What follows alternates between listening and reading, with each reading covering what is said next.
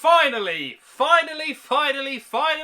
we are out of the dog shit January horror month, even though we're at the end of February, mate. But so we have a good horror movie, finally, mate. Ladies and gentlemen, I've just seen The Invisible Man. Right, so this is yet another reboot, reimagining, whatever you want to call it, of an old school movie or book, and yeah, this is an up-to-date version. In the lead role of this movie is Elizabeth Moss. I'll talk in a minute about how amazingly good she was, mate, but the basic story is, right at the start of the movie, she's trying to leave her messed up boyfriend. He is just controlling and just...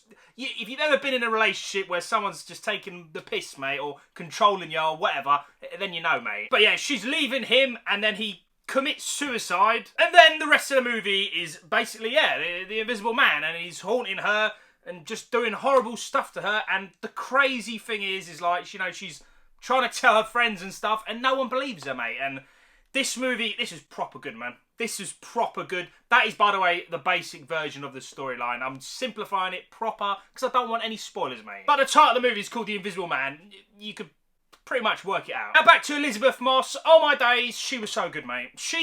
Her acting was 10 out of 10. It was so good, man. Just the level of trauma, anxiety, stress, all that stuff. She shows it to us so well, mate. And you know, if this was real life and this was happening to you, this is exactly how you'd be, mate. And like I said earlier, she's like telling her friends and they're just mugging her off, mate, because obviously they don't believe her because they can't see nothing. And slowly as the movie goes on, she mentally gets worse and worse. And you know, this horrible douchebag boyfriend, he knows what he's doing. He's doing it on purpose. And yeah, it's acting-wise, fantastic. Now, if you've guessed, it's a horror movie. And you know, I love horror movies so much, mate.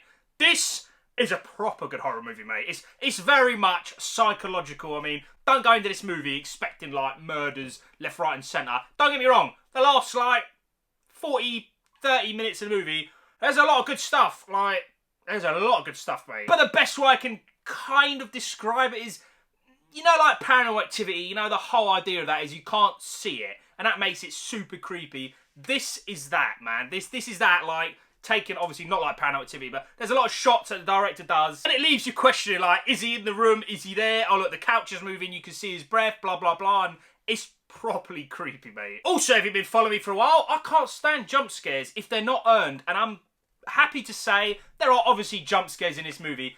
It's called The Invisible Man, I mean, you know. But the jump scares, they are not stupid. You don't see a lot of them coming, to be fair. Some of them, you know, you see, but it's only early on in the movie. Later on, yeah, they're going to catch you, mate. It's just something, like, stupidly creepy about you being in a room alone, but you know there's someone in there. And that isolated feeling, the director is throwing it on the screen, man. You're going to feel it big time. But yeah, the story's very good. It's very 2020, so I think a lot of people are going to look at it and just, you're going to get a good feeling out, well, not a good feeling, it might even bring back some dog shit memories of some crappy relationships, but you're going to watch it and you're going to understand it properly, what she's going through. So yeah, story's good, the acting is absolutely fantastic, mate. The horror side of things, psychological and action-wise, very, very good. Directing is fantastic. However, I got to keep it real, there is a few nitpicky things, I'm not going to lie, like, with modern tech, just don't even go there. Just don't, mate. With the technology you have in 2020,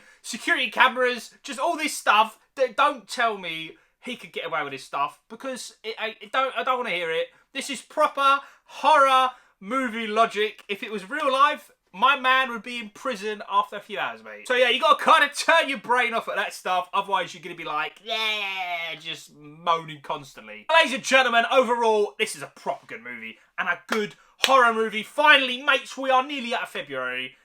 And the January crap has just slimed its way into February, and it's infected February now, so hopefully this ain't a trend. But I'm happy to say, mate, The Invisible Man is a dang good movie, mate. In fact, I'm going to give The Invisible Man 8 nerds out of 10.